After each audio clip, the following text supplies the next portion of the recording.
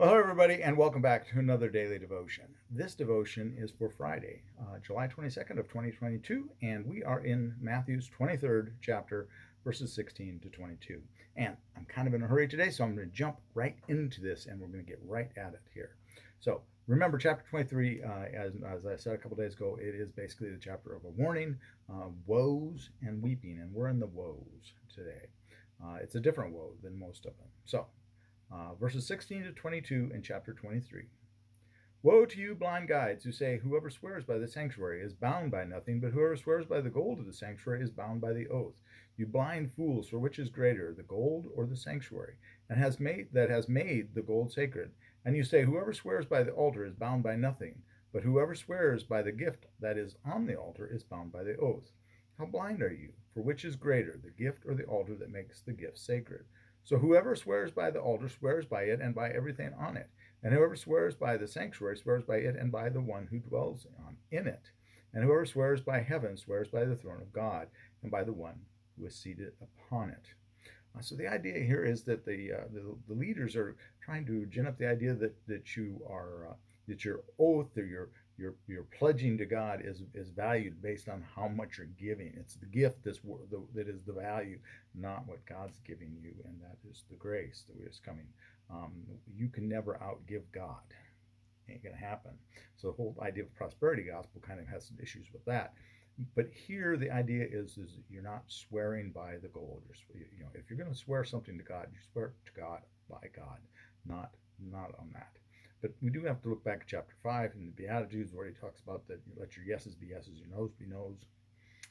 Dealing with God's a little different though, because we also have the chapters of two different times in Matthew where he talks about divorce, and the reason that divorce is a problem is because you're breaking an oath, you're breaking a covenant that you've made between your wife or husband and God, and so that is a sacred that is a sacred oath because it's an oath made to God. That's not it's not sacred because an oath given to your loved one, or even an oath given by the rings or what have you. That what it makes that sacred is that you're giving that promise, that covenant is made with the Lord. That is what makes it sacred. Nothing else about it is what makes it sacred. It's God makes it sacred. The gift that you give to the church is not sacred. It's God is sacred, and so your oath is only sacred if it's given to God, not based on the gift. So we need to be careful. We don't put value on things that are we don't put value on things. We put value on God. And that, of course, can be a real problem in the church. We oftentimes we worship, we have an undue, what do we want to say, importance attached to things such as church buildings. Yes, we go to a church building. We love a beautiful church building because it helps us to gain edification, feel closer to God. But that's not the important part.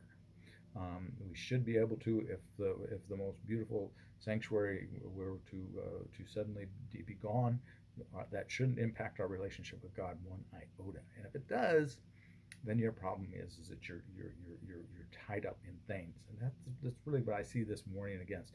Don't get bound up in things. Get bound up only in God. All right, that's all I've got for you today. I've got to move quickly because I'm kind of in a bit of a rush today. I apologize. Have a blessed day, and please, please, please be a blessing to someone today. See you later. Bye bye.